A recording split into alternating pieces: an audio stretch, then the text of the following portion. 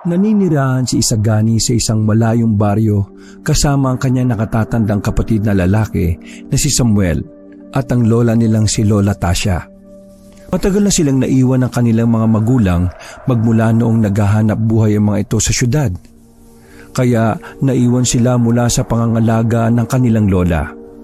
Palubog na ang araw nang nakatambay ang magkapatid na sina Isagani at Samuel sa ilalim ng puno na naroon sa gilid ng kanilang bahay. Naglalaro ng gagamba ang nakatatandang kapatid na si Samuel. Samantalang abala naman ang batang si Isagani sa pagsagot sa kanyang mga takdang aralin. Kuya Samuel, pwede mo po ba akong tulungan dito sa takdang aralin ko? Ang hirap po kasi. Hindi ko alam kung paano makuha yung sagot. Naku Isagani, mamaya na yan. Madali lang naman niyang gawin eh.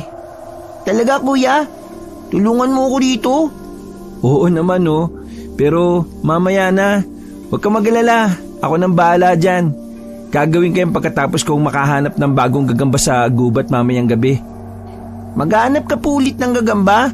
Tapos doon pa sa kagubatan? Oo. Ibibenta ko rin kasi ito sa mga kaklase kong mahilig dito eh.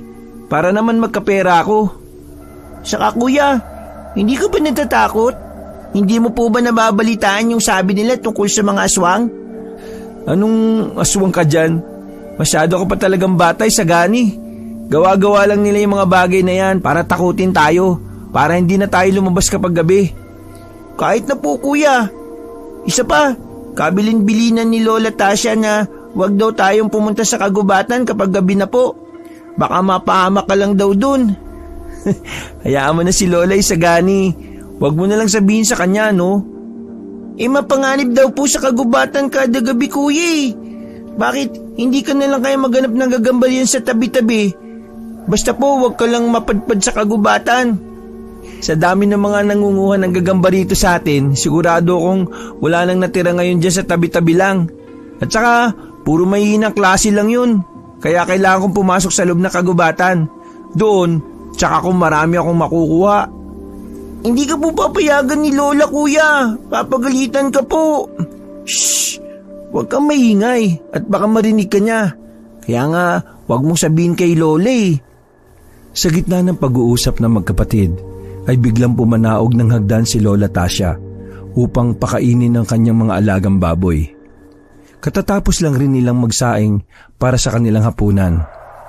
Narinig na matanda ang huling detalye ng pinag-uusapan nila Isagani at Samuel, kaya kumunot ang kanyang noo at agad na nag-usisa habang abala sa mga baboy. Ano yun, iha? Ano ang huwag mong sasabihin sa akin? Nagulantang ang magkapatid sa biglang pagsabat ng kanilang lola. Pareho tuloy silang napahinto sa kanilang ginagawa. Sabay nagkatinginan na lamang ang dalawa. Dahil doon ay bahagyang kumunot ang noo ng kanilang lola. Seryoso pa itong nag-aantay ng kanilang tugon. Wala po Lola.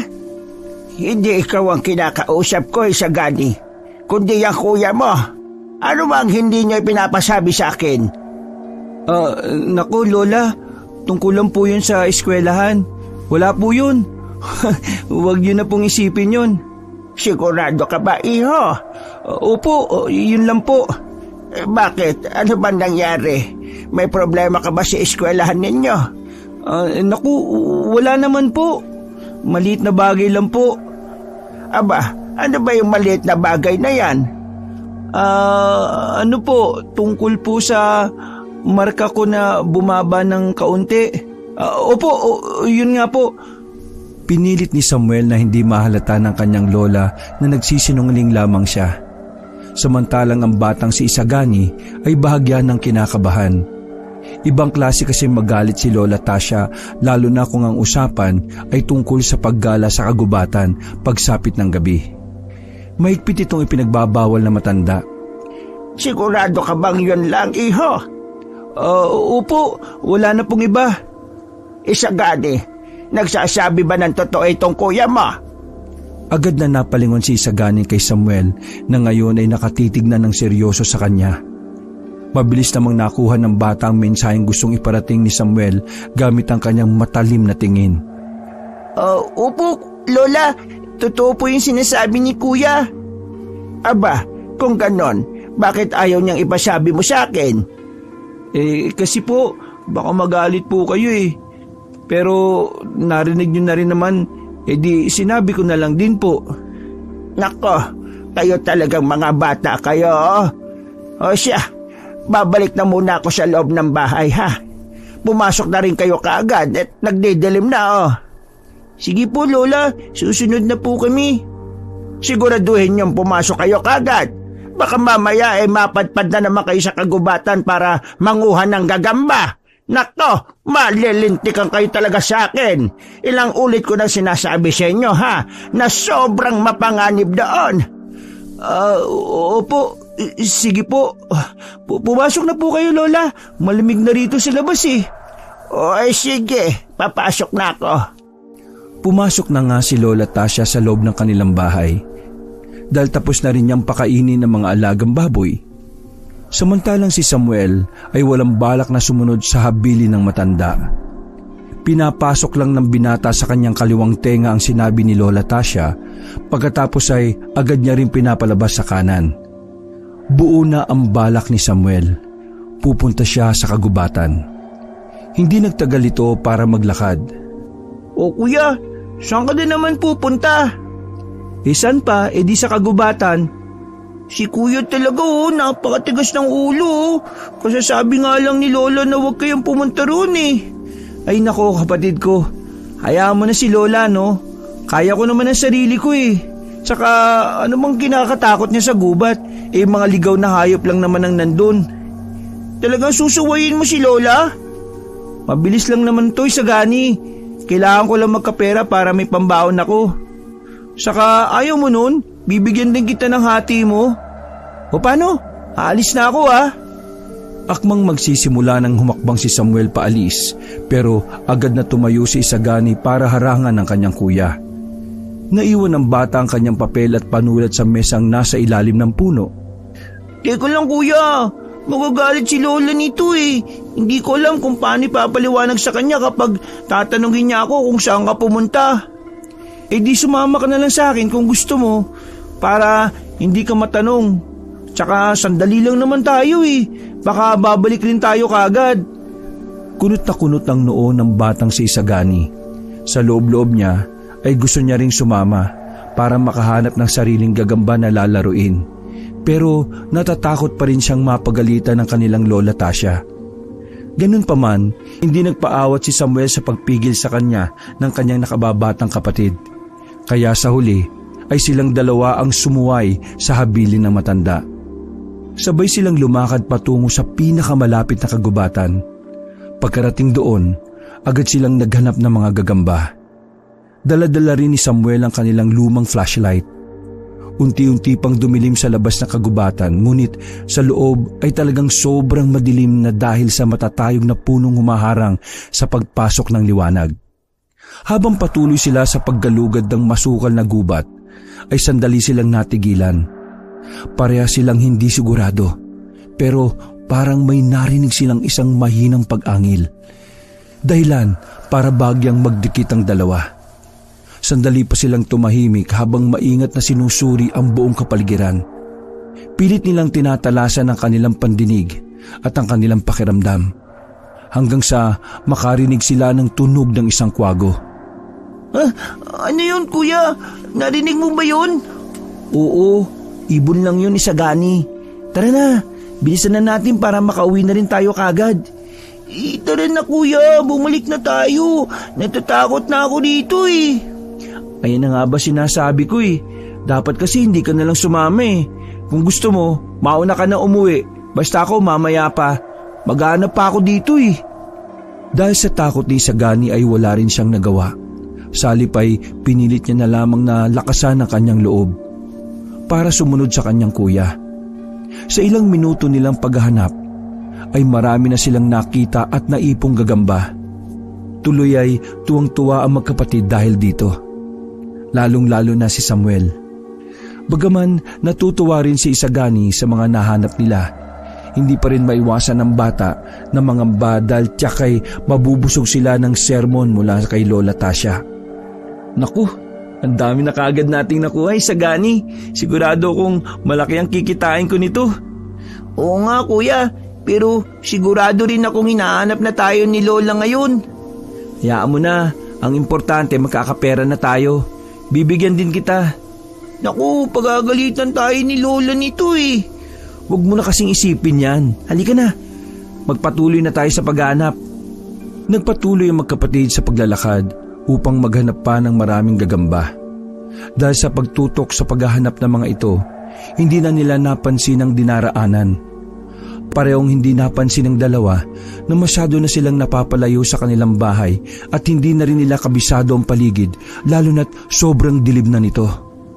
Maya-maya pa, napansin ni Isagani ang hindi pamilyar na paligid batay sa liwanag na natatamaan ng dala nitong flashlight. Biglang bumilis ang pintig ng puso ng bata, kaya tinawag at kinalabit niya ang kanyang kuya na naglalakad sa kanyang unahan. Kuya! Kuya! Oh, bakit? Wala ka bang napapansin? Napapansin na ano? Kuya, tingnan mo yung paligid natin oh. Kumunot ang noo ni Samuel sa sinabi ng kanyang nakababatang kapatid. Napasunod na lang din sa pagtingin ng binata. Hindi nagtagal, makikita sa mukha ni Samuel ang pagkagulat at pag-aalala. Naku, lagot. Nasaan na tayo? Kaya nga kuya, mukhang naliligaw na yata tayo. Oo nga, lagot na. Mabagal lang namang tayo naglalakad ah. Bakit nakaabot kagad tayo sa hindi pamilyar na paligid na ito? Saan ba tayo napadpad? Hindi ko rin po alam eh. Kinakabahan na ako kuya. Oh, huwag kang kabahan kapatid ko. Ang mabuti pa, hubarin mo muna yung suot mong damit na pang-itaas, tapos baliktarin mo. Babaliktarin ko rin tong sa akin.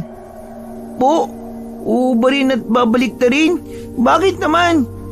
Ganun kasi ang ginagawa kapag naliligaw. Babalik ang paningin natin sa lugar na alam natin. Sige na, gawin mo na. Ganun po ba? O sige, babaliktarin ko na rin.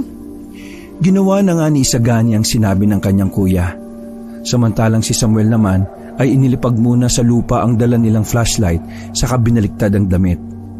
Pagkatapos nilang gawin yun, pareho nilang pinakiramdaman ang paligid. Ngunit walang nangyari. Kuya, mukhang di naman po gumagana yung sinasabi nyo eh.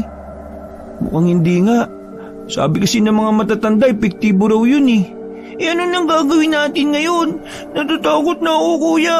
Baka hindi na tayo makauwi nito. Nagsimula ng mataranta si Isagani, kaya mabilis siyang pinakalma ng kanyang nakatatandang kapatid.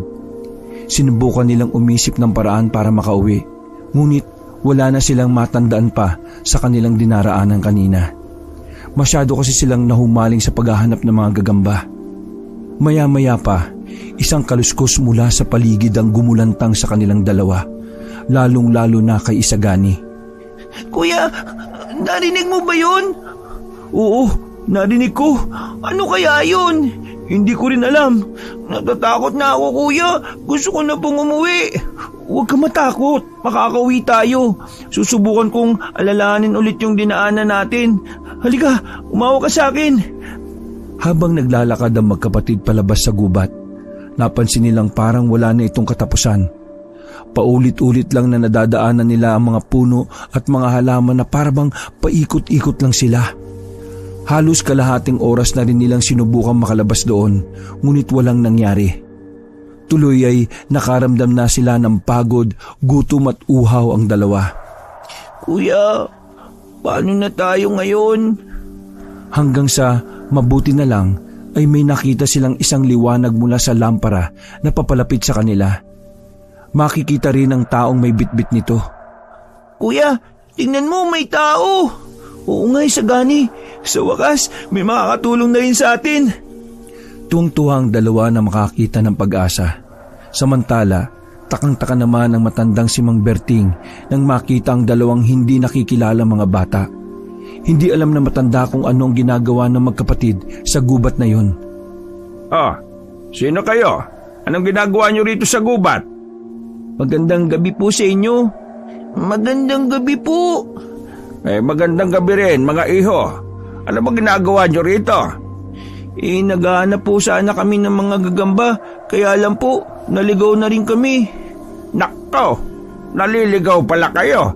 Bakit? Taga saan ba kayo? Sinabi ni Samuel sa matanda ang baryong pinanggalingan nila. Pagkatapos ay agad na humingi ng tulong ang binata. Natuwa naman sila nang malaman nilang magkatabing baryo lang ang kinatitirikan ng kanilang bahay. Ano ba ang pangalan ninyo? Ako po si Samuel. Isagani naman po yung pangalan ko. Magkapatid po kami. Ganun ba? Hindi ko kayo kilala eh. Sino ba ang magulang ninyo? Baka kakilala ko. Matagal na po kaming nilayasan na nanay at tatay. Mayroon na po silang mga bagong pamilya eh. Pareho silang naninirahan sa syudad ngayon. Nako, pasensya na. Sino ba ang naiwan sa inyo ngayon? Yung lola po namin. Sinong lola naman yon? Si Lola Tasha po. Saglit na nag-isip ang matanda. Inilod muna nito ang kanyang sentido na tila may inaalala. Ay, Tasha.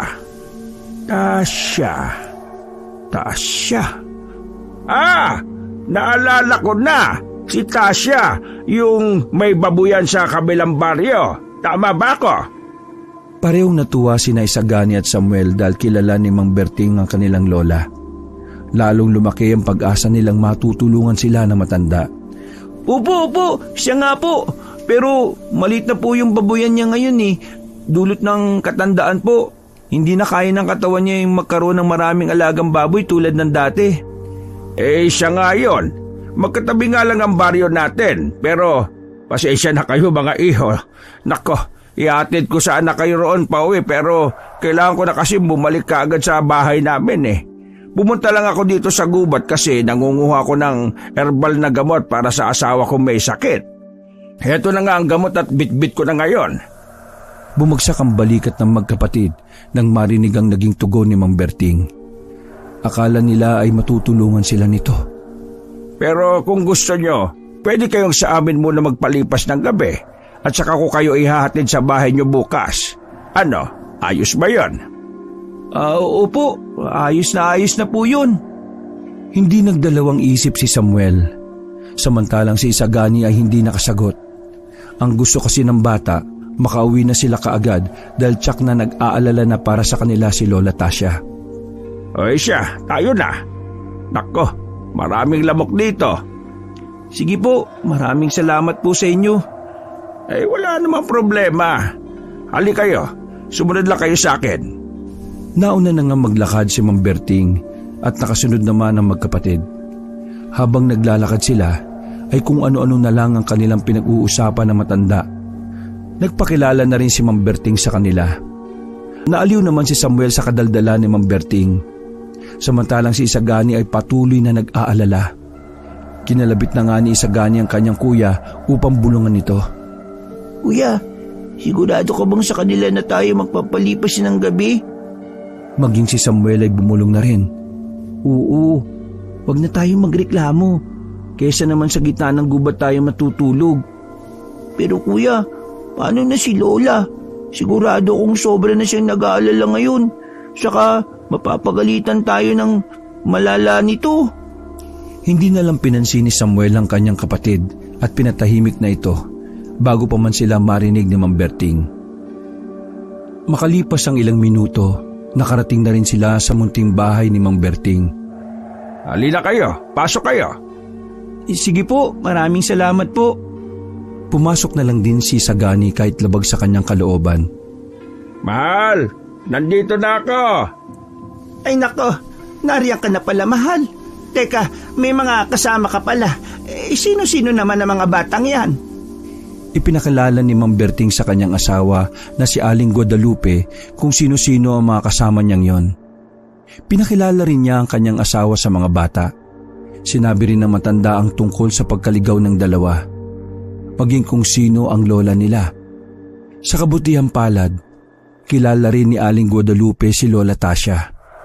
Mga apo pala kayo ni Tasha. Dati ko yung kasamaan sa palengke noong nagtitinda pa kami ng mga gulay eh. Ganun po. Oo, iho. Siya nga pala, nakapaghapunan na ba kayo? Hindi pa nga po eh. Sa katunayan nga po, kanina pa kami nagugutom at nauuhaw ng kapatid ko. Ay nako, wala pa palang kain tong mga to. Teka lang mahal ha, ipaghahanda ko lang sila ng hapunan. Mukhang may natira pa naman yatang kanin at ulam doon. Sige mahal, ihanda ko na rin muna itong gamot mo sa iyong hika. Kanya-kanya nang ginawa ng mag-asawa ang kanilang gawain. Habang naghahanda si Aling Guadalupe sa magiging hapunan ng magkapatid, hinahanda naman ni Mang Berting ang gamot ng kanyang asawa. Hindi nagtagal, tinawag na sina Isagani at Samuel na matandang babae upang papuntahin sa kusina. Sumunod naman sa kanila si Mang Berting. Pagkarating doon, sinimulan na rin ni Samuel ang pagkain habang si Isagani ay hindi muna ginalaw ang nakahain na pagkain para sa kanya. Bagkus ay tahimik lang na nakikinig ang bata sa usapan pagkatapos uminom ng tubig. Para bang nakalimutan ni Isagani ang nararamdaman niyang gutom kanina. Nako, sigurado ko nag-aalala na yung lola nyo ngayon. Oo nga naman mahal. Masyado pa naman nag-aalala yung si Tasya. Opo, pero bukas pa kasi kami makakauwi. Siya nga pala iho, hindi ba't may pasok kayo sa eskwelahan bukas? Meron nga po. Paano kayo makakapasok niyan nandito kayo sa amin? Kaya naman po namin humabol basta maaga po kami makakauwi bukas. Kung ganon, ihahatid ko kayo na maaga. Naku, maraming salamat po. Napansin ni Isagani na walang ibang tao ang bahay kundi sina Aling Guadalupe at Mang Berting lang. Kaya hindi napigilan ng bata ang magtanong. Wala po ba kayong anak? Si Mang Berting ang mabilis na sumagot. Meron naman iho, isa lang ang anak namin. Sabay turo pa nito sa isang larawan. Sandali naman itong tiningnan ng dalawang bata at saka nagwika si Isagani. Isa po? Nasa na po siya? Nako, may sarili na siyang pamilya. Simula nang maikasal sila ng asawa niya doon na sila nanirahan sa bayan. Pero paminsan-minsan dumadalaw pa rin sila rito kasama ang mga apo namin. Tumangutango na lang si Isagani sa sinabi ni Mang Berting. Gayunpaman, nanatili pa rin bumabagabag sa isip ng bata ang kanyang lola. Maya-maya pa ay biglang napansin ni Aling Guadalupe na hindi ginagalaw ni Isagani ang kanyang pagkain.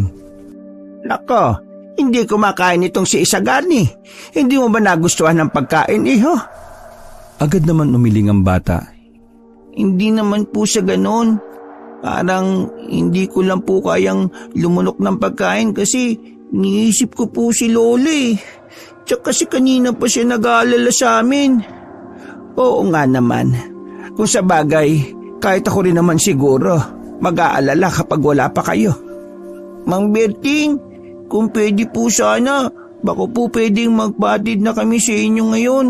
Ayoko po kasing pinag-aalala yung lola ko Ay nako iho, gustuhin ko man pero hindi ko pwedeng iwanan ng mag-isa itong si Guadalupe rito.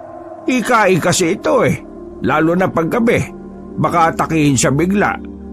Dito na lang muna kayo matulog, iho. Wala namang problema sa amin. Nalungkot si Isagani sa kanyang narinig. Si Samuel naman, sumasabay lang sa daloy ng usapan. Ano man ang desisyon ng matanda ay walang problema kay Samuel. Kahit pa kaagad silang makauwi ng gabing yon, ay tsak niyang sermon pa rin ang aabutin nila sa kanilang lola. Maya-maya pa, biglang sumabat si Aling Guadalupe sa usapan. Nako mahal, mukhang hindi mapalagay itong si Isagani. Tingnan mo naman hindi siya kumakain. Huwag na lang natin pag-alalahanin yung bata sa lola niya. Mabuti pa, ihatid mo na lang. Pero mahal, huwag ka mag-alala, ayos lang ako. Mabuti naman ang pakiramdam ko ngayon saka may gamot na ako rito. Ihatid mo na lang pauwi itong mga batang ito, kawawa naman kasi. Sigurado ka ba mahal? Ayos lang ang pakiramdam mo ngayon? Oo mahal. Sige, ihatid ko na lang sila pauwi pagkatapos maghapunan nitong si Samuel. Wow, talaga po. Naku, maraming salamat po sa inyo. Biglang sumigla si Isagani sa usapan ng matandang mag-asawa. Naganda na ang bata para umalis. Binilisan naman ni Samuel ang pagsubo ng pagkain at hindi nagtagal, uminom na siya ng tubig. Nagpapasalamat ang magkapatid sa mag-asawa saka nagpaalam kay Aling Guadalupe. Sige po, alis na po kami, Aling Guadalupe. Ay paalam din, Isagani. Masaya akong makilala kayo ng kapatid mo. Sige na, lumakad na kayo. Mag-iingat kayo, ha? Kayo rin po, ingat po kayo dito ha. Maraming salamat po sa masarap na hapunan. Grabe, ang sarap niyo magluto. Busog na busog ako eh. Nako, ikaw na bata ka. Binola mo pa ako. Hindi po hindi po yung bola. Masarap kasi talaga yung luto nyo eh. Ano po bang sikretong sangkap ng ginamit nyo? Ay nako iho, sikretong sangkap nga eh. Siyempre, mananatiling sikreto yon. Bagyang nagsitahuanan ng apat. Hindi nagtagal, lumakad na nga sina Isagani, Samuel at Mang Berting patungo sa gubat upang ihatid ang mga bata pabalik sa kanilang bahay. Wala kasing ibang daan para makarating doon kundi tangi sa kagubatan lamang. Habang naglalakad ang tatlo sa gitna ng kagubatan, walang sino man ang nagsasalita sa kanila. Para bang pinakikiramdaman nila ang paligid. Nasa unahan ng hanay si Samuel habang daladala pa rin ang kanyang lumang flashlight. Nasa gitna naman si Isagani at si Mang Berting ang nasa likuran nila. Bitbit din ng matandang lalaki ang kanyang lampara. Maya-maya pa, saglit silang napahinto nang marinig ang malakas na kaluskos mula sa paligid. Kuya, ano yun? Wala yun, Isagani. Tara na. Wala yun. Mga dagat ibon lang yun sa paligid. Sige na, dumiretso lang kayo sa paglalakad. Ipinagpatuloy nila ang paglalakad. Pinilit man ni Isagani na kumalma pero hindi maintindihan ng bata ang kakaibang kaba na nararamdaman niya. Lalo na't hindi na rin nagsasalita si Mang Berting na nasa kanilang likuran. Paminsan-minsan nilang nililingon ni Isagani ang matanda pero nakangiti lamang ito sa kanila kada magkasalubong ang kanilang paningin. Hindi maintindihan ni Isagani kung bakit kakaiba ang nararamdaman niya ngayon at hindi na naman siya mapalagay. Bigla kasing nakaramdam ng takot ang bata kay Mang Berting at hindi niya malaman kung bakit at ano ang pinagmumulan ng takot na yon. Pasimpleng lumapit si Isagani kay Samuel at napabulong. Kuya. Oh, bakit? Pwede po ba ako na ang mauna sa paglalakad? Naku, hindi pwede no. Bakit naman kuya? Isagani, ikaw ang pinakabata rito kaya diyan ka sa gitna. Kasi po... Bakit? Anong problema? Sandali munang napatingin si Isagani kay Mang Berting. Waring nag-iintay lamang ang matanda sa kanyang sasabihin. Wala naman po kuya. Sige lang po, maglakad na lang tayo uli. Hindi magawang sabihin ni Isagani sa kapatid niya na bahagya siyang natatakot kay Mang Berting. Kakaiba kasi ang mga ngiti na ipinupukol ng matanda sa bata. Hindi nagtagal, nagulantang ang magkapatid nang may isang nilalang ang biglang sumulpot sa kanilang harapan. Naku! Grabe! Diyos ko! Ala kuya, ano yan? Labis na nagulat at natakot si Isagani at Samuel. Otomatikong nagkayakapan ng dalawa. Ngunit para bang pinako sa lupa ang kanilang mga paa. Sanhi sa labis na pagkagulat, para bang nakakalimutan na nila kung papaano tumakbo. Hindi na rin nila naisip ang kasama nilang si Mang Berting. Nasaan yung taong naturang nilalang, ngunit ang wangis nito ay hindi pang tao. Puno ito ng balahibo sa buong katawan. Nang mailawan ni Samuel ang mukha ng nilalang, halos lumobo ang kanyang mga mata dahil sa nakita. Maging si Isagani ay hindi rin makagalaw. Aling Guadalupe? Bagaman puno ng balahibo ang mukha nito, ay makikilala at makikilala pa rin ang kanyang itsura. Sabay na sumigaw ang magkapatid. Biglang sumagi sa isipan ni Isagani si Mang Berting. Kaya agad niya itong nilingon sa likuran. Ngunit laking gulat naman ng binata nang makitang matanda na may wangis na katulad ng kanyang asawa. Mga aswang pala ang mapagbalat kayong mag-asawa. Kuya, si Mang Berting! Itinuro ni Isagani ang matandang lalaki at agad naman itong nilingon ni Samuel. Dahil dito, muli na naman silang nagsisigaw ng malakas. Pagkatapos ay nagtangka si Samuel na tumakbo. Habang hinihila ang pulsuhan ng kanyang kapatid, mabilis naman silang hinarang ng mag-asawang aswang. Saan kayo pupunta mga bata? Huwag na kayong magtangkapang tumakas dahil siguradong hindi kayo magtatagumpay. Sabay na humalakak ang matandang mag-asawa. Kinuha naman ni Samuel ang pagkakataong yon para muling tangkaing makalayo sa kanila. Tumakbo na sila palayo kina Aling Guadalupe at Mang Berting. Mabuti na lang at hindi nabitiwan ni Samuel ang flashlight kanina. Kaya may ilaw pa rin sila ngayon habang tumatakbo ng matulin. Ganun pa man, hindi na alam ng magkapatid ang direksyon na kanilang tinatahak. Kuya, saan tayo pupunta nito? Hindi ko alam. Hindi ko alam, Isagani. Nako, lagot na tayo ngayon, kuya. Basta, tumakbo ka lang. Hindi tayo mapapahamak. Hinihingal na nga ang magkapatid dahil sa kakatakbo. Kung saan sang damuhan na sila sumuong. Makalayo lang sa kamay ni na Aling Guadalupe at Mang Berting. Samuel! Isagani! Bumalik kayo rito! Sa tingin niyo ba'y matatakasan niyo kami? Nagkakamali kayo! Layo niyo kami! Mga aswang kayo! Patuloy lang sa pagtakbo ang magkapatid habang patuloy naman silang hinahabol ng mag-asawa. Hindi mapigil ni Isagani na mapabulala sa pangalan ng kanyang lola. Nagsimula na ring tumulo ang mga luha ng bata. Ngunit agad niyang hinagod ang mga mata upang hindi manlabo ang kanyang paningin. Kuya! Natatakot ako! Shh! Huwag ka matakot, kapatid ko. Bilisan mo lang magtakbo. Hindi nila tayo pwedeng mahuli. Hindi pa rin binibitiwan ni Samuel ang pulsuhan ng kanyang kapatid. Bagkus ay hinigpitan niya pa ang pagkakahawak dito.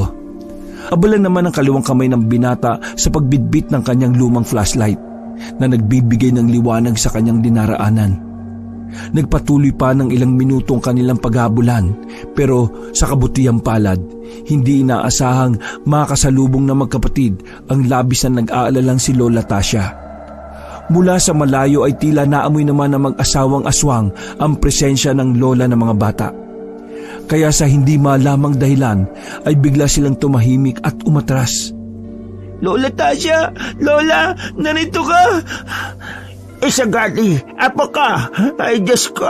Ano bang nangyayari dito? Lola! Naku! Samuel! Agad na niyakap ni Lola Tasha sina Isagani at Samuel na parehas na umiiyak. Maigpit namang tumugon ng mga ito sa matanda. Agad rin kumala sa yakap si Lola Tasha para mapagalitan ng mga apo. Kayo mga bata talaga kayo! Mga lintik kayo ah! Papatayin niyo ako sa pag-aalala! Lola, mamaya niyo na po kami pagalitan sa bahay. Umalis na po kaagad tayo dito. May umabol po sa amin. Aba, halata nga. Tara na, para kayong nakakita ng multo eh. Bakit? Ano bang mahabol sa inyo? Baboy Ramo? Basta po, samayin na kami magpapaliwanag ni Isagani. Siya, sige na at umuwi na muna tayo. Diyos ko, halos mabaliw na ako kakahanap sa inyo. Sabi ko na nga ba't nandito lang talaga kayo sa kagubatan eh. Mabilis na naglakad ang maglola. Hindi nagtagal, nakarating na rin sila sa kanilang bahay. Hindi na nakapagpigil pa si Lola Tasha kaya agad na niyang pinagalitan ng magkapatid. Pagkatapos paupuin ng mga ito, hindi na nga napansin na matanda na basang-basa ang damit ng dalawa dulot ng pawis. Nakaupo sina Isagani at Samuel habang tutok na tutok ang paningin nila sa sahig. Alam nilang masisermonan sila ng malala ngayon. Kaya wala silang ibang nagawa kundi ang yumuko. Hindi ba't kabilin-bilinan ko sa inyo na huwag kayong pupunta sa kagubatan kapag gabi na? Bakit ba napakatigas ng ulo ninyo? Gusto nyo talagang mapahamak ano? Walang sumagot sa matanda. Nanatiling nakayuko sina Isagani at Samuel. Hindi rin naman sumasagot ang magkapatid sa kanilang lola dahil pinalaki sila nito na may mabuting asal. Ipinagpatuloy ni Lola Tasha ang kanyang maninermon. Paano na lang kung napahama kayo roon? Naka, hindi ko na alam kung anong gagawin sa inyo para lang huwag niyo akong suwayin. Hindi naman ako nagkulang sa pagpapaalala sa inyo ah. Pasensya na po, Lola. Hindi na po mauulit. Ay talagang hindi na. Nanggigigil ako sa inyo eh. Nang dahil dyan sa gagamba na yan eh, nagagawa niyo akong suwayin. Pagkabanggit ni Lola Tasha sa gagamba, Agad namang kinapa ni Samuel ang bulsa niya kung saan naroon ang lagayan ng kanyang mga nakuhang gagamba. Napabuntong hininga na lang si Samuel nang wala na siyang makapa. Hindi niya namalayang nahulog na ito kanina habang tumatakbo sila palayo sa mag-asawang aswang. Ikaw na naman na nag-aya sa kapatid mong manguha ng gagamba sa gubat, ano, Samuel? Nako, ikaw talagang bata ka, oh! Napahinto si Samuel nang tinawag siya ng kanyang lola. Gayunpaman, si Isagani na ang sumagot. Hindi po, Lola. Kusa na lang po akong sumama kay kuya. Ay nako, Isagani, isa ka rin pasaway eh. Nako, ang titigas ng ulo ninyo. Ito po kasing si kuya eh. Sinabi ko nang huwag siyang pumunta sa gubat pero hindi nagpigil. Muntik pa tuloy kaming mapahamak. Uy, Isagani, pinilit ba kitang samahan mo ko, di ba? Hindi. Ikaw lang naman ang kusang sumama sa akin eh. Oo nga po. Sinamahan na lang kita kaysa mag-isa kang pumunta ron. Oh, di wag mo akong sisihin sa nangyari. Hindi naman po kita sinisisi, kuya eh. Nagsasabi lang ako ng totoo. Ay nako, tumigil na kayong dalawa. Subukan nyo lang mag-away at talagang pareho kayo matatamaan sa akin. Sorry po, Lola. Pasensya na po. Hindi naman po namin alam na may mga aswang palang gumagala sa gubat eh. Napukaw ang atensyon ni Lola Tasha sa sinabi ng kanyang unang apo. Ano ulit yun, iho? Aswang baka mo? Opo, mabuti na lang talaga't dumating kayo kaya nakaligtas kami. Ano? Bakit? Ano ba nangyari sa inyo? Kasi po, Lola, naligaw kami kanina habang naghahanap ng mga gagamba. Tapos po, may lalaki nakakita sa amin. Ay tapos, anong nangyari? Tinulungan niya po kami. Dinala niya kami sa bahay nila, saka pinakain. Nakapagapunan na nga po ako eh. Si Isagani lang po ang hindi kumain kasi... Ano? Sige na, sabihin mo na. Aswang po sila. Opo, Lola, aswang po sila. Ano? Ang sabi niyo, aswang sila. Paano niyo nasabi yon? Kitang-kita po namin, Loli. Kaya po kami tumatakbo kanina kasi hinahabol nila kami. Oo nga po, Lola. Akala nga namin ihatid niya kami pauwi dito sa atin eh. Mukha po kasi silang mabait. Tapos yung pala, mga aswang. Mahabaging langit. Ilan ba sila mga apo? 2 lang po, mag-asawa sila eh. Saglit na natigilan si Lola Tasha. Tila ba nag-iisip ng malalim ang matanda at may inaalala. Maya-maya pa, mahalata sa mukha ng matanda ang matinding pagkabahala sa nangyari na parabang may itinatago rin siyang bagay. Tuloy ay kumunot ang noo ng magkapatid. Lola, may problema po ba? Sa halip na sagutin ni Lola Tasha ang tanong ng kanyang apo, ay gumanti rin siya ng tanong dito. Sinong mag-asawang aswang ang tinutukoy ninyo? Kilala niyo ba sila? Opo, Lola. Nagpakilala rin naman kasi sila sa amin eh. Kung ganon, ano ang mga pangalan nila? Sina Aling Guadalupe po at Mang Berting po. Nanlaki mga mata ni Lola Tasha. Hindi makapagsalita ang matanda. Napansin naman ni Samuel ang hindi inaasahang reaksyon na ito mula sa kanilang lola. Lola, bakit po? May problema po ba? Bakit bigla kayo natahimik? Ilang segundo pa bago nakasagot si Lola Tasha. Ay, nako, wala mga apo. Sigurado po kayo? Oo, ang mabuti pa, tumungo na tayo sa kusina at nang makapaghapunan na itong si Isagani. O Lola, mukhang may hindi po yata kayo sinasabi sa amin eh. Ano po ba yun? Sandali pa muling nag-isip si Lola Tasha, hanggang sa hindi na rin pinatagal pa nito ang usapan. Naisip na matanda na mabuti na ring malaman ng kanyang mga apo ang tungkol sa kanyang nalalaman. Nang sa gayon ay magiging mas maingat pa ang mga ito sa susunod.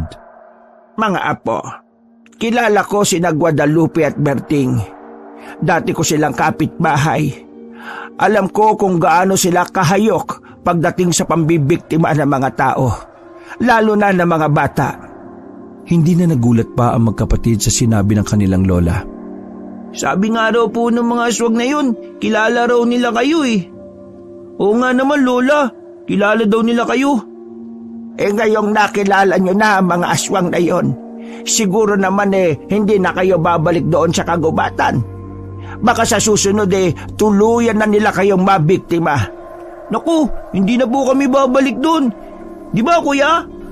Oo, hindi na talaga. Mabuti naman kung ganon. O siya, kailangan ng magapunan nitong si Isagani. Sigurado kong gutom na ngayon yan. Kumain na nga ang batang si Isagani, ngunit walang kaalam-alam ang magkapatid na isang malaking kasinungalingan ang mga bagay na sinasabi sa kanila ni Lola Tasha. Bago pa man sila matulog ay siniguro pa ni Samuel na nakasaradong maigi ang mga pinto at bintana. Dahil na rin sa matinding kapaguran ng magkapatid ay agaran rin silang nakatulog. Inaumagahan, maagang pumasok sa klase sina Isagani at Samuel. Bago pa man sila umalis ay nagbilin pa sa kanila ang kanilang lola. Sinabi nitong wag na wag ipagsasabi ang mga nangyari sa kanila nitong gabi dahil mas lalo lamang daw silang mapapahamak. Bagay na tinanguan na lamang nila. Sabay na nga silang umalis na dalawa, ngunit nagkahiwalay din ang dinaanan ng nasa loob na ng eskwelahan sapagkat magkaiba naman ang kanilang grade level. Habang naglalakad si Isagani sa pasilyo papunta sa kanilang silid, dinig na dinig ng bata ang mga usapan ng ibang estudyante. Kahit bumubulong ang mga ito, ay hindi naman ganon kahina kaya naririnig niya pa rin. Tungkol sa aswang ang naturang bulong-bulungan, kaya hindi maiwasan ni Isagani na huminto muna sa paglalakad upang lihim na makinig sa usapan. Gayunpaman, walang ibang naintindihan si Isagani bukod sa mga batang nabibiktima ng aswang. Umalis na lang siya roon upang hindi na makarinig pa ng mga bagay na magpapatakot sa kanya. Pagkarating ni Isagani sa kanilang silid-aralan, agad siyang umupo sa kanyang pwesto. Naghintay muna siya ng ilang minuto bago dumating ang kanilang lalaking guro. Magandang umaga sa inyo, class. Sabay-sabay namang nagtayuan ng mga estudyante at saka tumugon sa naturang guro. Sige, maupo na kayo. Sumunod ang mga estudyante. Sa halip na simulang talakayin ng guro ang kanyang leksyon sa umagang yon, napunta sa mga aswang ang kanilang usapan. Masyadong napukaw ang atensyon ng guro mula sa mga naririnig niyang sabi-sabi sa labas tungkol sa patuloy na pananalaki ng mga aswang sa kanilang lugar. Kahit ibang aswang na ang tinutukoy ng guro, walang ibang naiisip si Isagani kundi sina Aling Guadalupe at Mang Berting. Alam ba ninyo, class, na biktima ng mga aswang ang mag-ina ko? Maraming taon na ang nakalipas. Agad namang napukaw ang atensyon ni Isagani sa sinabi ng kanilang guro. Kaya bigla siyang napatanong. Totoo po, sir? Hanggang sa bigla na lang nagseryoso ang mukha ng guro. Oo naman, Isagani. Naglalaba lang ang mag-ina ko noon doon sa batis nang bigla silang sinalakay ng mga aswang. Kahit maaga-aga pa, ha? Talaga po? Kung ganun, kahit may sikat ng araw umaatake pa rin ang mga aswang? Ganun na nga yun, iho. Walang pinipiling oras sa mga aswang. Hanggat nasa tahimik na lugar ka at walang ibang katao-tao, hindi sila magdadalawang isip na sumugod. Naku, akala ko po sa tuwing gabi lang sila lumalabas. Iyan din ang akala ko noon, iho. Katatapos lang mag-agahan ng asawa ko noon nang pumunta siya sa batis para maglaba. At sumama naman ang anak ko sa kanya. Tapos po? Yun na nga. Kahit maagang maaga pa, ay sinugod na sila ng mga walang pusong aswang na yon. Paano niyo naman po nalaman na aswang yung sumugod sa kanila? Di ba po, hindi mo sila kasama ng mga panahon na yon? Hindi nga nila ako kasama kasi nasa bahay lang ako noon at nagsisibak ng kahoy. Tapos noon, bigla na lang akong pinuntahan ng kapitbahay naming babae at sinabi niyang sinugod sila ng mga aswang. Kasama niya ang mag-ina ko noon sa batis. Basta pagdating ko doon, nangyari na ang hindi ko inaasahan. Naku, ang saklap naman po pala ng nangyari. Makikita sa mga mata ng lalaking guro ang galit laban sa mga aswang. Bagaman sinisikap itong itago ng guro, hindi niya pa rin mapigilan. Tama na mga kwentong aswang. Ipasa na ninyo ang inyong mga takdang aralin, class. Mabilis naman nagpasa si Isagani. Mabuti na lamang at hindi nakalimutan ng bata ang kanyang takdang aralin. Pagkatapos silang masermonan ng kanyang lola kagabi, ay kinuha ng bata ang kanyang papel at nagpatulong sa kanyang kuya Samuel. Magkakaroon tayo ng pagsusulit ngayon ha, mula sa tinlalaki nating kahapon. Dahil sa sinabi ng guro, agad na nagreklamo ang mga batang estudyante. Teacher, hindi naman po rin yung sinabi magkakaroon pala tayo ng pagsusulit ngayon eh. Oo nga po, guro. Oo nga po, teacher. Hindi kami nakapag-aral. Oo, tumahimik na ang lahat. Huwag kayong mag-alala dahil madali lang naman ito. Sige na, kumuha na ng isang buong papel. Kung sino man ang makakuha ng mataas na marka, lilibre ko ng panangalian. Ayos ba yun sa inyo? Bagay na ikinatuhan ng mga bata. Kaya napasang-ayon na kaagad sila. Okay, unang bilang. May 2 bilang na walang sagot si Isagani. Ngunit mas marami ang nasagutan ng bata at alam niyang tama ang lahat ng iyon. Pasimpleng napangiti si Isagani. Ngunit hindi na niya inasam na magkakaroon ng pinakamatas na score sa pagkakataong iyon. Matalinong bata si Isagani. Subalit hindi siya nakapag-aral sa kanyang mga aralin dahil sa nangyari kagabi. Bukod pa rito, marami ding matatalino sa kanyang klase. Sapat na sa bata ang magkaroon ng pasadong score. Okay, tapos na tayo sa huling bilang. Magpalit na ng papel mula sa inyong katabi. Agad nilang ginawa ang utos ng guro. Iniwasto nila ang mga sagot hanggang sa ipinasa na ang mga papel sa harapan. Dinampot ito ng guro sa kabinasa ang mga score sa bawat estudyante. Nakko, meron nakakuha ng score na 2 lang ang mali ah. Sino po yan, teacher? Baka ikaw na yan. Baka ikaw na yan, tol. Shhh, oo, tahimik na.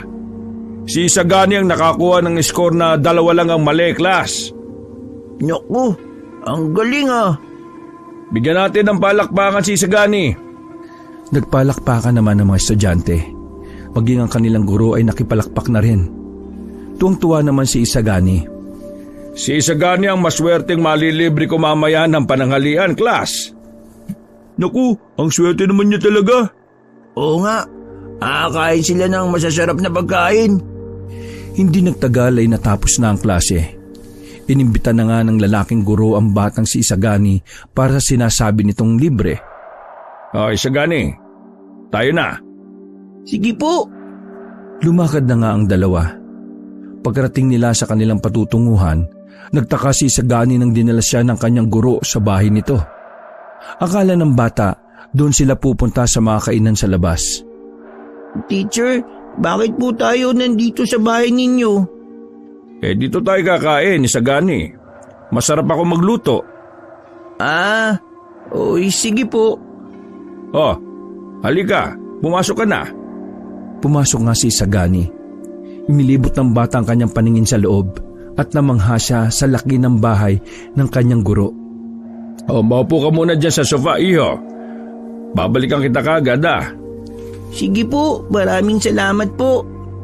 Umalis muna ang guro at saka nagtungo sa kanyang silid. Paupo na sana si Isagani ngunit hindi niya napigilan na tingnan ang mga bagay na naroon. Humakbang ng kaunti ang bata at saka tiningnan ang mga florera sa gilid saka ito bahagyang hinimas. Nakita rin niya ang picture frame ng isang pamilya. Naroon ang kanyang guro sa larawan. Naku, ito yata yung pamilya ni teacher. Ang ganda pala ng asawa niya. Saka maganda rin yung anak nila. Ipinagpatuloy ni Isagani ang pagakbang. Masyadong naaliw ang bata sa kanyang mga nakikita. Wala kasi silang ganito at talatang mamahalin din ang mga gamit ng kanyang guro. Isagani! Nagulantang ang bata nang tawagin siya ng kanyang guro mula sa kanyang likuran. Otomatiko siyang napalingon dito. Teacher? Anong ginagawa mo riyan? Ay, naku, wala po. Wala. Tinitinan ko lang yung mga gamit nyo. Ang gaganda kasi. Halika na. Tayo na sa kusina at nang makapagpananghalian na tayo. Sige po. Sumunod si Isagani sa kanyang guro habang naglalakad ito patungo sa kusina. Pagdating doon, para bang lumuha ang mga mata ng bata. Hindi siya makapaniwala sa kanyang nakita. Teacher, kusina po ba ito? Hindi sumagot ang lalaking guro, kaya nagtaka si Isagani. Inulit ng bata ang kanyang tanong. Ngunit hindi pa rin sumasagi ang guro. Bagkus ay may kung ano-ano itong kinuha at inilapag sa maliit na lamesa. Kunot na kunot ang noo ni Isagani dahil sa mga bagay na nakikita niya sa paligid. Bagya na rin siyang kinakabahan. Teacher? Huwag kang maingay, Isagani. Halika rito. Umupo ka. Wala sa sariling napasunod ang bata sa utos ng kanyang guro. Nalilito na si Isagani sa mga pangyayari. Hindi niya maintindihan kung bakit napuno ng mga kagamitan sa panghuhula ang kusina ng guro. Mayroong kristal, may mga itim na baraha, mga tela, kakaibang kwintas at hikaw. At marami pang iba para nga itong pugad na manghuhula kung ituring. Teacher, bakit po ganito ang mga gamit niyo sa kusina? Hindi ito isang kusina, Isagani. Ay, ano po ito? Ito ang aking pribadong silid, iho. Pribado pong silid? Para po saan? Para sa panghuhula. Panghuhula? Oo. Oo, iho. Panghuhula. Kung ganon, isa po kayong manghuhula? Parang gano'n na nga, Isagani. Nanahimik ang bata. Hindi na niya alam kung ano ang susunod na sasabihin. Matagal na kitang sinusubaybayan, iho. Ikaw at ang pamilya mo. Sa totoo lang, hindi ikaw ang may pinakamataas na marka sa quiz kanina. Sinabi ko lang yon para makapunta ka rito sa bahay ko. Labis na nagtaka si Isagani sa mga salitang binitiwan ng kanyang guro. Hindi niya malaman kung ano ang gustong sabihin nito. Ano po bang kailangan niyo sa akin, teacher? Hindi, iho. Ikaw at ang pamilya mo ang may kailangan sa akin. Po? Bakit? Ano po ba yun? Akin ang iyong mga kamay. Inilahad ni Isagani ang magkabila niyang kamay. Dahan-dahan naman itong tinanggap ng guro. At saka agad na pumikit. Habang nakakunot ang noo ni Isagani, tila may iniindang sakit naman ang naturang guro. Makalipas ang ilang minuto, nagdilat na ng mga mata ang ginoong guro at tinigilan na si Isagani. Pawisan ng guro pagkatapos siyang gawin ng panghuhula. Tama ako. Tama nga ako. Tama po saan? Sa bawat pagkakataong makita kita, mabigat na ang hanging dala mo sa akin. Kaya pala. Hindi ko po kayo maintindihan eh. Ano ba yung gusto niyong sabihin? Saka, inulaan po ba ninyo ako? Oo, Isagani. Kung ganon, ano naman pong nakita niyo sa hula ninyo? Masyado ka pang bata para maintindihan ng lahat ng ito. Ngunit, isa lang ang may papayo ko sa iyo, iho. Ano naman po yun? Mag-iingat ka, dahil nasa paligid mo lang sila. Nagtataka na naman ang bata sa sinabi ng kanilang guro. Mag-ingat po? Saan? Sa lahat, iho. Hindi ko po talaga kayo maintindihan. Nasa paligid mo lang ang magbibigay sa iyo ng kapahamakan. Hindi na sumagot si Isagani dahil abala na ang bata sa pag-iisip. Maya-maya pa, inaya na rin siya ng kanyang guro na kumain na rin sa wakas. Matapos kumain ay nagpaalam ng mauna na sa paaralan si Isagani. May klase pa kasi sila para sa hapon ng araw na yon. Subalit, bago pa man siya tuluyang makalabas ng bahay ay sandali pa siyang kinausap ng kanyang guro. Sandali muna itong nag-isip na malalim. Tila ba may gusto siyang sabing isang napaka-importanteng bagay. Yun nga lang ay halatang sobrang problemado ito kung paano niya nga ba ito ipapaunawa sa bata. Isagani, makinig ka sa akin mabuti, ha? Po, may sasabihin po ba kayo sa akin? Oo. Hindi ba kasama mo sa bayang yung kuya at ang yung lola? Opo, teacher. Ano pong meron dun? Hindi ba mabait naman sa inyo ang lola nyo? Opo, sa katunayan sobrang bait po niya sa amin ni kuya eh. Ganito kasi yan, Isagani. Ako ba? Mabait ba ako sa tingin mo? Aba, siyempre naman po. Halimbawa lang ito, ha? Sige po. Paano kung may pinatay pala akong tao? Sa tingin mo ba sasabihin ko pa rin sa'yo? Hindi po. Kung sakaling meron man, sa tingin mo ba mabuti pa rin akong tao? Sandali mo nang napaisip ang bata. Hindi man niya direktang nakukuha ang gusto nitong sabihin, pero matalino ang batang si Isagani. Batid niyang may importante itong bagay na gustong iparating sa kanya. Yun nga lang ay hindi tumasabi sa kanya ng diretsyo.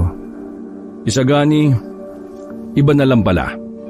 Ano po ulit yun, teacher? Ganito na lang siguro. May ibibigay ako sa iyong sobrang importanteng bagay. Sige po, pero ano naman po yun? Isa itong bagay na magbibigay sa iyo ng proteksyon. Basta ipangako mo na iingatan mo ito, ha? At isa pa, ay wag na wag mo itong ipapakita kahit kanino pa man. Wag mo na ipagsasabi ang lahat ng napag-usapan natin, lalong-lalo na sa lola mo. Maliwanag ba? Sabay abot nito ng isang maliit na kapirasong telang may laman na kung anong bagay. Itago mo yan palagi sa bulsa mo. Basta, wag na wag mo yang aalisin sa katawan mo. Kagad namang iniabot ni Isagani ang nasabing bagay.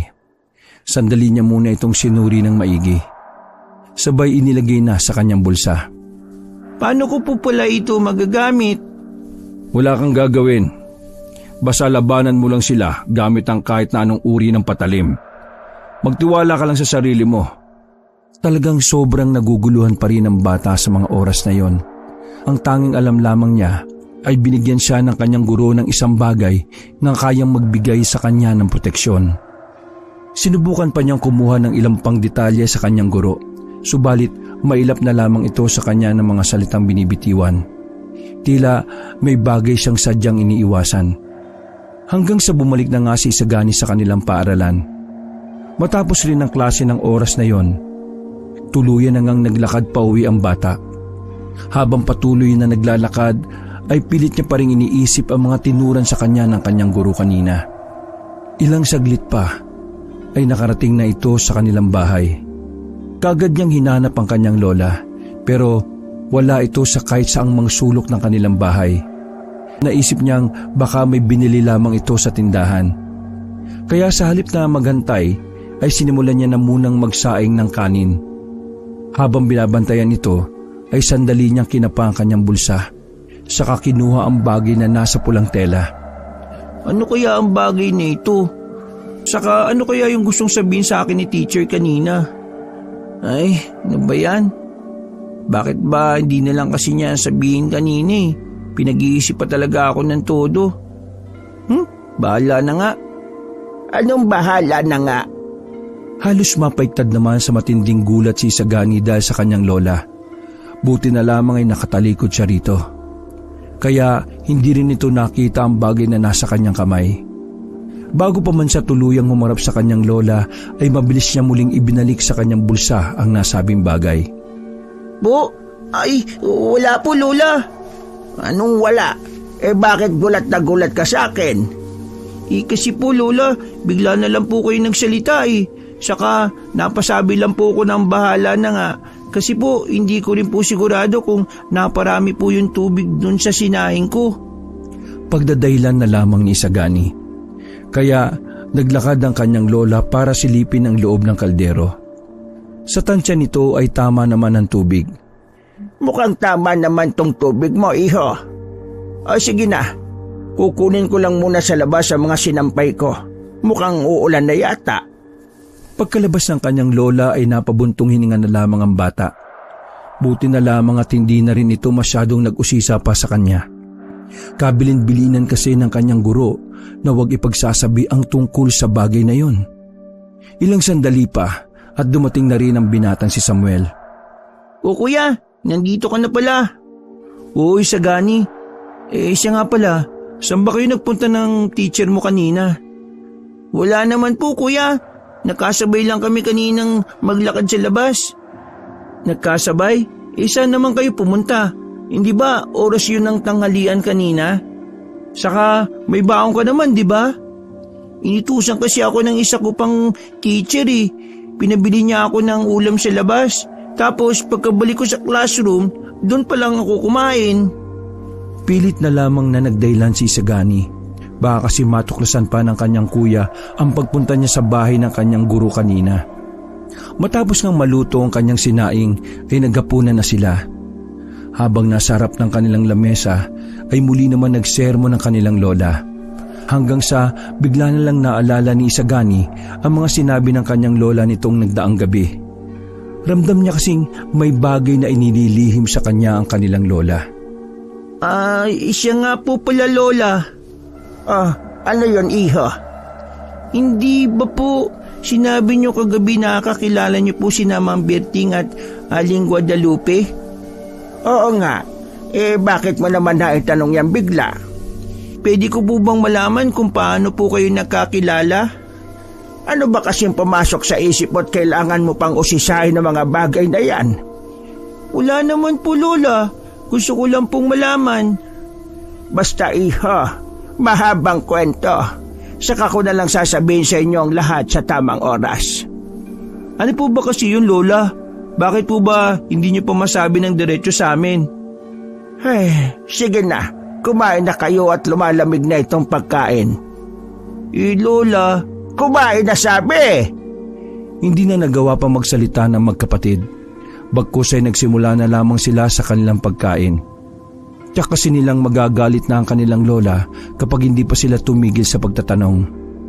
Samantalang tahimik lamang at walang imik ang matanda habang nasa harap ng lamesa. Tila ba malalim ang kanyang iniisip? Hanggang sa matapos na silang magapunan na walang sino man ang nagsasalita kahit na isa sa kanila. Palabas na sana sa pinto noon si Samuel, ngunit bigla na lamang siyang pinigilan ng kanyang lola. Saan ka na naman pupunta, Samuel? Dito lang po sa labas, lola. Magpapahangin lang po ako sandali.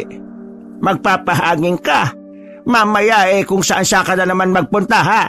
Alalahanin mo, may kasalanan pa kayong dalawa kagabi sa akin. Si lola naman po talaga, Dito lang naman po ako sa harap ng pinto natin, Bakit, iho? Sa tingin mo ba tapos na ang lahat na nangyari kagabi sa inyo? Sa tingin mo ba na porke nakatakas kayo titigilan na kayo ng mag-asawang aswang na yon? Bigla naman naging seryoso ang mukha ni Samuel, kaya lumapit ito sa kanyang lola para muling magtanong. Bakit po, lola? Babalikan pa po ba nila kami? Ano ba sa tingin mo, iho? Papayag na lang silang tuluyan kayo makatakas? Nakita nyo na ang mga mukha nila, lalo pa ang mismong bahay nila. Maaring hindi lang sila basta nakasugod dito sa bahay natin kagabi dahil hindi pa sila masyadong handa. Pero anumang oras, simula ngayon, tsak kong babalik sila. Bigla namang napatayo rin sa upuan si Isagani at lumapit rin sa kanilang lola. Kung gano'n, lola, susugod po sila dito mamaya sa atin? Oo, iho. Ganun na nga. Kaya kailangan natin maghanda. Ano pong gagawin natin, lola? Basta matulog na lang kayo na maaga. Saka kahit anong mangyari, wag yung bubuksan ng mga pinto at bintana. Ha? Kahit na ano pa ang marinig nyo. Kahit na sino pa. Kahit na mismong boses ko pa. Ano po ba talaga nangyayari, lola? Nag-aalala ng tanong ng batang si Isagani, habang si Samuel naman ay seryoso lamang na nag-iisip ng kung anumang bagay. Bago mag-alas 6 ng gabi ay pinapasok na ni Lola Tasha ang dalawa sa kanilang silid. Samantalang siya naman ay naiwan lamang sa kanilang sala. Iniabot niya ang dalawang itak sa kanila. Sabay muling nagabilin sa dalawa. Muli niya lamang inulit ang kanyang mga paalala sa kanila.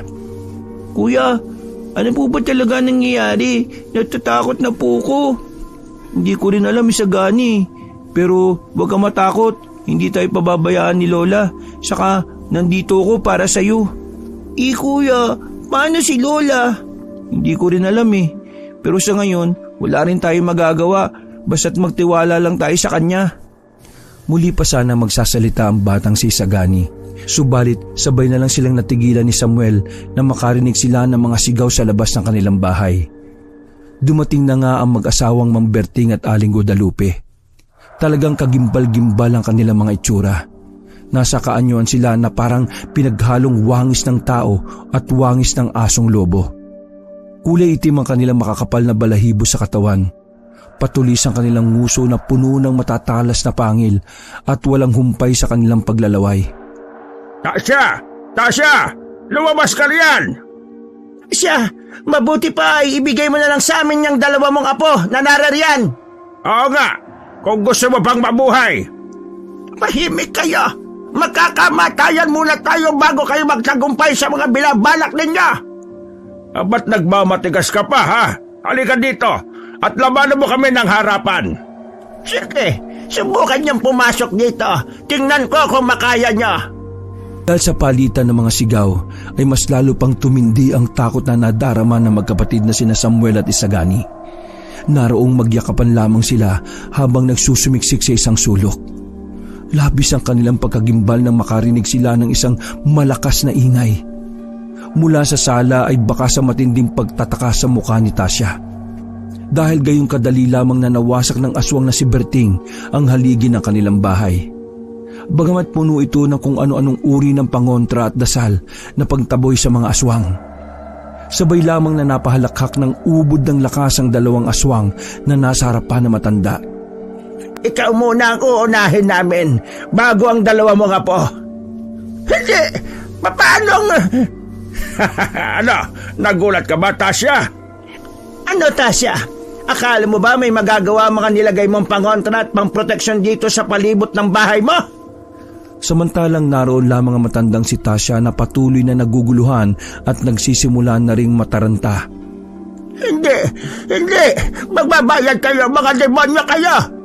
Ito ang katapusan mo, Tasya. Mamamatay ka na! Sandali. Bago ka muna mamatay, Tasya, ipapaalala ko muna sa iyo ang lahat. Tama na! Ayaw ko nang marinig ang mga sasabihin mo! Ayon nang marinig pa ni Tasya ang lahat ng mapait na sinapit niya sa mag-asawang taksil na nasa kanyang harapan. Noong pa man na isa ng mahusay na manggagamot at antingera si Lola Tasya, buot ang makilala si Mang Berting at Aling Tasya ay agad na nahulog ang kanilang puso sa isa't isa. Subalit, pumasok sa eksena ang dati ng asawa na si Guadalupe. Dahilan upang pagtaksilan ni Mang Berting si Lola Tasya. Magmula noon ay ayaw nang maalala pa ni Tasya ang tungkol sa kanilang dalawa. Kaya kahit ano pang pilit na tanong ng kanyang mga apo, ay ayaw niya nang sagutin pa. Sa kasalukuyan, napasigaw sa matinding galit ang matandang si Tasya. Punong-puno ng matinding galit ang kanyang buong pagkatao. Kaya handa niya nang ibigay ang lahat para tapusin ang dalawang taksil na nasa kanyang harapan. Napapikit ito at nagsimulang umusal ang mataas na uri ng dasal na pangontra sa mga aswang. Matapos yun ay galit na itunutok nito ang kanyang daliri kay Mang Berting at saka walang pag-aalinlangan tinira ito sa kanyang mukha. Subalit gayon na lamang ang pagkabigla ni Tasya nang hindi man lang umubra ang kanyang ginawang pag-atake. Kaya naman sabay na nagtawanan na lamang ang dalawa. Abat, mahusay. Talagang napakahusay ng anak ko. Napakatalino. Sa silid naman kung saan naroon ang magkapatid, ay dinig nila ang bawat eksena at bawat usapan sa kanilang sala. Kaya nang marinig ni Isagani ang huling bagay na winika ni Mang Berting, ay sandali siyang may napag-isipan. Anak? Sinong anak? Pilit niyang inaalala ang lahat ng mga bagay-bagay. Hanggang sa muli niyang naalala ang mga oras nang tanungin niya kung may anak pa ba si Mang Berting. Naalala niyang itinuro pa nito ang isang larawan. Doon ay mas lalo pa siyang natigilan. Tama ako! Isagani, anong nangyayari? Ayos ka lang ba? Oo kuya, tama, ang bagay na yun. Sabay mabilis na dinukot nito ang pulang tela na nasa kanyang bulsa. Nang hawak niya na ito, ay kaagad siyang nagtungo sa harapan ng lampara. Bagay na sobrang nagtataka naman ang kanyang kuya Samuel dahil sa mga kinikilos nito. Hanggang sa bigla na lang sinunog ni Isagani ang bagay na kanyang hawak. Matapos yun ay sandali muna siyang nakiramdam sa mga susunod na kaganapan. Hindi! Anong nangyayari? Bakit sobrang init? Parang napapaso ang buong katawan ko. Berting, tulungan mo ako. Nangihina na ako. Sobrang init. Hindi na rin ako makahinga. Natataranta namang hinawakan ni Mang Berting ang kanyang asawa. Tatangkain pa sana niyang buhatin ito para tumakas. Ngunit huli na nang matanto niyang nawala na pala ang bisa ng bagay na ginawa ng kanyang anak. Ang bagay na pambasag sa lahat ng anumang uri ng mga dasal, pangontra at panglaban sa mga aswang. Ito ay ang bagay na nasa pulang telang ibinigay ng guro ni Isagani. Sapagkat ang guro ni Isagani ay ang anak ng aswang na mag-asawa. Kamukhang kamukha ito ng medyo bata-batang si Mang Berting mula sa litrato sa bahay mismo ni Mang Berting. Sinadyang linlangin ng guro si Isagani upang pawalan ng bisa ang lahat ng kakayahan at panglaban ng kanyang lola. Subalit buti na lamang at naging matalas ang mata at ang isipan ng bata, kaya kaagad niyang napagtagpi-tagpi ang mga bagay-bagay. Bago pa man tuluyang makatakas sa mag-asawang aswang, ay naging mas maagap na si Aling Tasya. Mabilis nitong iniangat ang kanyang mga daliri. Sabay inusalan ito ng isang mataas na panapos na dasal. Tinawag nito ang espiritu ng isang mababang divino upang patawan ng mabigat na parusa ang dalawang aswang. Ramdam ng tatlong maglola ang isang napakalakas na puwersang bumagsak sa nagkukumahog na mag-asawa. Hanggang sa isang iglap ay biglang nanuyot ang kanilang mga katawan. Lola! Lola! Napapahagulgol na nagtakbuhan ng magkapatid sa kanilang lola, sabay nagyakapan na ang tatlo.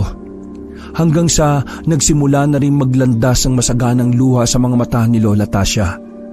Bunsod yun ng kanyang matinding kagalakan. Hindi dahil sa nakamit niya ang hustisya, kundi dahil nagawa nilang maproteksyonan ang isa't isa. Wala na mga apo. Tapos na. Ligtas na tayo. Lola, patawarin niyo po ako. Masyado po ako naging makasarili. Hindi po ako nakinig sa inyo.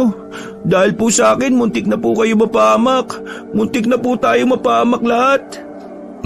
Ako din po, Lola. Patawarin niyo po ako. Pangako po, Lola, simula po ngayon, palagi ko na po kayong susundin yung mga utos niyo.